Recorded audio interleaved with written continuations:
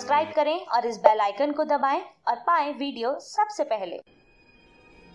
मैं भारत को भारतीयता की मान्यता के आधार पर फिर से खड़ा करना चाहता हूं, उस काम में लगा।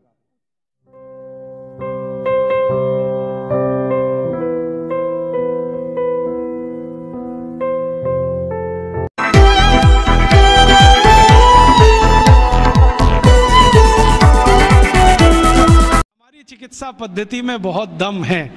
इसके दम के कुछ उदाहरण बताता हूं। जो भगवान राम के भाई लक्ष्मण बेहोश हो गए और सुषेण ने जब नाड़ी देखी ये तो गया, अब बचने की कोई संभावना नहीं, तब हनुमान जी को कहा जाके लाओ जल्दी से, मैं कुछ देर तो जीवन बचा सकता हूं, बाकी आगे की गारंटी नहीं है। हनुमान जी गए, संजीवनी बूटी लेके आए और सुषेण ने संजीवनी सूंघाई, खिलाई नहीं, सूंघाई, और लक्ष्मण जीवित हो गए। तो कोई तो है दम भाई, ऐसा तो नहीं है सूंघने मात्र से वो जीवित हो गए। हम तो ये महाभारत की कहानी देखते हैं, युद्ध चला है और आप जानते हैं भयंकर युद्ध चला है। भारत के पिछले हजारों साल के इतिहास में सबसे भयंकर युद्ध हुआ है तो महाभारत का युद्ध हुआ है, जिसमें थोड़े बहुत नहीं लाखों लोग मारे गए। लेकिन उस युद्ध में बार बार हमें यह पता चलता है कि सवेरे से शाम तक युद्ध होता है, रात को सभी पालों के वैद्य अपने अपने घायल सैनिकों के घावों पर मरहम लगा रहे हैं, लेपन कर रहे हैं, और अगले दिन वो फिर युद्ध के लिए तैयार हो रहे हैं। ऐसी कौन सी चिकित्सा पद्धति दुनिया में है जो 12 घंटे में आदमी को लड़ने के लिए तैयार कर दे? और महाभारत की ऐसी एक नहीं सैकड़ों कहानियां, उसमें से तो एक कहानी मैं बताता हूं। कौरवों की कहानी जानते हो? 100 थे, एक माता के 100 पुत्र कैसे हो गए? एक माता के 100 पुत्र कैसे हो गए? और अद्भुत बात जो समझने की है, वो 100 के 100 सभी पुत्र एक जैसे, ऊंचाई में एक जैसे, चौड़ाई में एक जैसे, लंबाई सबकी बराबर, हाथों की लंबाई बराबर, शरीर सबका एक जैसा, चेहरा सबका एक जैसा, बड़ा मुश्किल पहचानना। तो ये तो भाई कोई क्लोनिंग हुआ हो तभी संभव है, वरना कैसे संभव है? अभी तो हम प्राकृतिक तरीके से जानते हैं कि 2 ट्विंस भी पैदा हो जाएं तो एक जैसे नहीं होते, लेकिन कौरव तो सबके सब एक जैसे। तो शायद उस समय कोई बड़े महान चिकित्सक रहे हों जिन्होंने गांधारी के रक्त में से कुछ निकालकर क्लोन कर दिया हो, या उनके गर्भाशय से कुछ निकालकर क्लोन किया हो, उसमें से ये कौरव पैदा हुए हों। तो ये क्लोनिंग की टेक्नोलॉजी तो 5000 साल पहले इस देश में थी। यूरोप तो अभी जान रहा है इसको, और यूरोप अभी तक भेड़ बकरियों पर प्रयोग कर रहा है, यहां तो आदमियों पर प्रयोग 5000 साल पहले हुआ। तो कोई तो दम होगा इसमें। हमारे सुश्रुत संहिता को आप जानते ही हैं, आप में से शायद किसी ने पढ़ा होगा, नहीं पढ़ा तो जरूर पढ़िए। सुश्रुत संहिता में बहुत साल से पढ़ता रहता हूं, हालांकि मेरा विषय तो इलेक्ट्रॉनिक्स है, लेकिन मुझे इसमें इंटरेस्ट है। जब जब मैं सुश्रुत संहिता पढ़ता हूँ, माइक्रो लेवल पे जब जाओ तो इतने तरह के उपकरणों के वर्णन उसमें हैं, इतने तरह के उपकरणों के वर्णन हैं सर्जरी करने के लिए कि आश्चर्य होता है। अगर सुश्रुत संहिता से एक एक उपकरण को निकालकर लिस्ट बना दी जाए तो आज के आधुनिक सर्जरी में जितने उपकरण हैं उससे कम नहीं है। और उन उपकरणों को बनाने के लिए जो इस्तेमाल होने वाला मेटल है, फौलाद कहिए, वो सिर्फ आयरन नहीं है, ऐसा मेटल इस्तेमाल है जिसमें 7 धातुएं हैं ताकि उसमें जंग न लगे। और आज के जितने भी अच्छे से अच्छे सर्जरी के उपकरण भारत में हैं, सभी में जंग लगती है, लेकिन सुश्रुत के उपकरणों में जंग नहीं है। तो इतने तरह के उपकरण उस जमाने में बनते थे। सुश्रुत का समय तो कोई आज का नहीं है, कम से कम 3500 साल का है। उस समय अगर ऐसे उपकरण बनते थे तो कोई तो दम होगा इस देश की चिकित्सा व्यवस्था में, ऐसे तो नहीं है। जब यूरोप में और अमेरिका में शरीर की नस काटकर रक्त बहा दो, यही चिकित्सा है, उस समय इस देश में सुश्रुत की राइनोप्लास्टी रही। आपको मालूम है राइनोप्लास्टी भारत ने दुनिया को सिखाया है। और राइनोप्लास्टी के भारत में 1500 से ज्यादा केंद्र थे अंग्रेजों की ईस्ट इंडिया कंपनी के आने के पहले तक। उनके स्थान और पूरे वर्णन मेरे पास है और अंग्रेजों के दस्तावेज में से निकाले हुए हैं। भारत में सबसे बड़ा राइनोप्लास्टी का केंद्र था कांगड़ा। कांगड़ा कहाँ है? शिमला के आगे, हिमाचल में। और कांगड़ा और उसके आसपास में 700 केंद्र थे जो राइनोप्लास्टी सिखाते थे। दक्षिण में जबरदस्त केंद्र थे राइनोप्लास्टी के। मैसूर स्टेट है ना, मैसूर स्टेट में 150 से ज्यादा केंद्र थे आज से 200 साल पहले। एक पुरानी कहानी है जो दस्तावेजी है, कल्पना की नहीं है। एक अंग्रेज अधिकारी था कर्नल कूट, वो हैदर अली से लड़ा। हैदर अली ने उसको परास्त किया। परास्त करने के बाद उसकी नाक काट दिया, क्योंकि हमारे राजा ज्यादा से ज्यादा यही करते थे, गला नहीं काटते थे, नाक काट दिया, कान काट दिया। क्यों?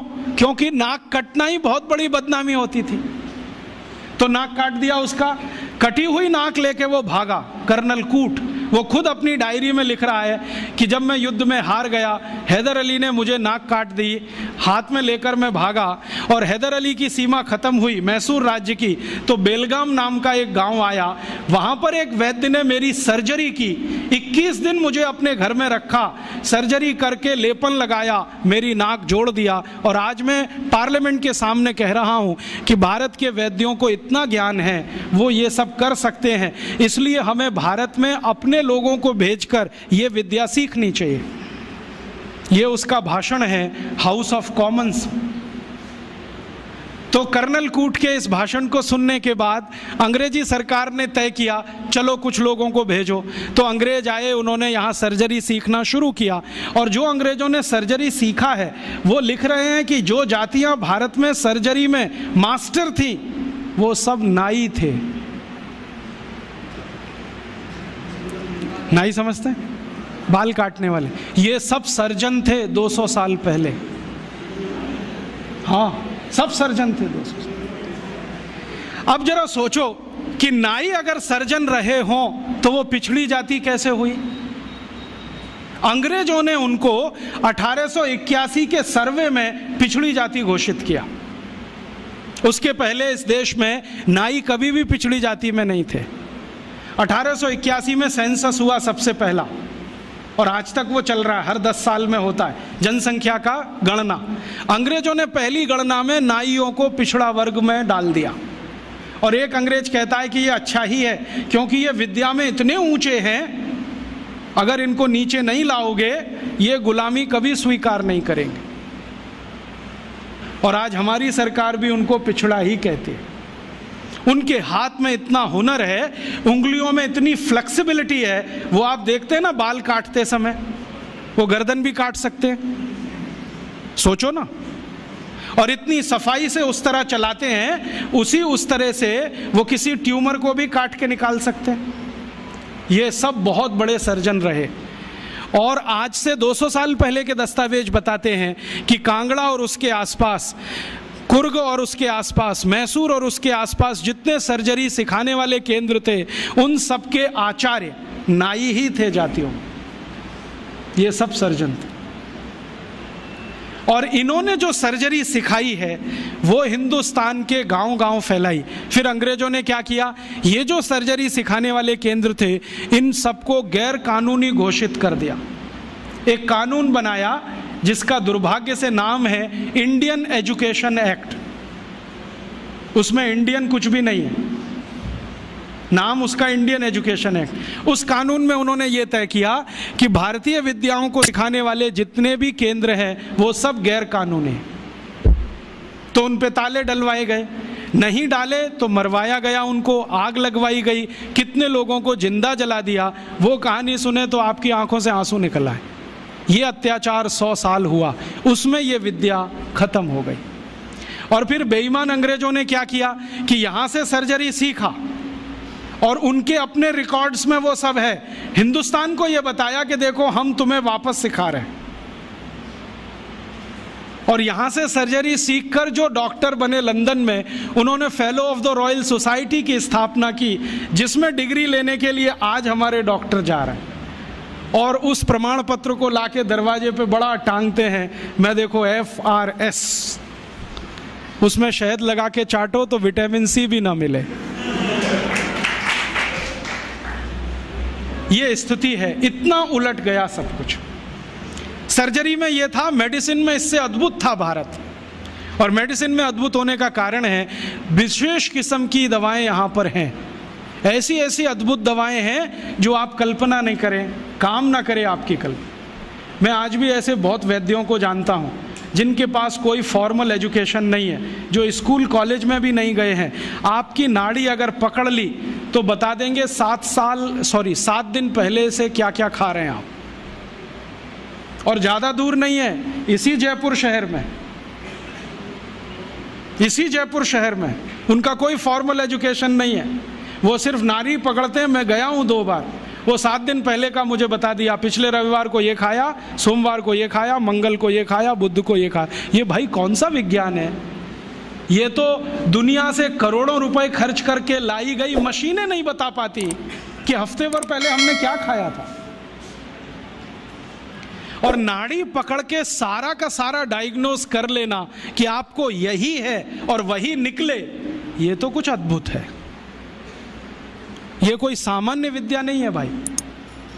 मैंने ऐसे तमाम वैद्यों को देखा है जो नाड़ी पकड़ के बताते हैं कि आपको ट्यूमर है, गर्भाशय में है, यहाँ है, यहाँ है। और हम जब आधुनिक चिकित्सा शास्त्र में परीक्षण कराते हैं वही निकलता है। एक वैद्य तो मैंने ऐसे भी देखे हैं केरल में, कोटक्कला में, वो साइज बता देते हैं, इस साइज का है। नाड़ी पकड़ी और बता दिया इस साइज का है, और वही निकलता है। इसका माने इस भारतीय विद्या में कोई दम है, और वो दम अगर हमको दिखाई दे जाए तो आत्मविश्वास हमारा लौट आएगा और हमारी हीन भावना कुछ कम हो जाएगी। और हीन भावना कम हो जाए तो हम शायद दुनिया जीत लेंगे।